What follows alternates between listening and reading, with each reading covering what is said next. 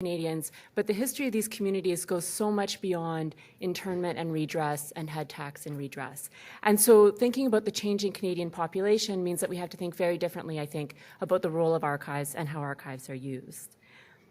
My second point, and this has come up a number of times today, is that democracies around the world are under stress precisely because information and the way it's being used is changing their relationship between citizens and their work as governments.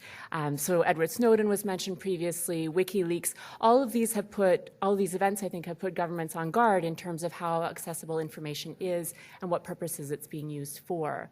Citizens, by contrast, are producing more information about themselves than ever before, and they might not necessarily be aware of the value of that information.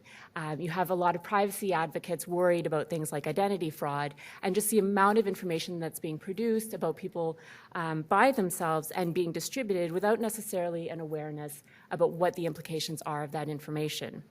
And so I mentioned these 2 points because I think they actually dovetail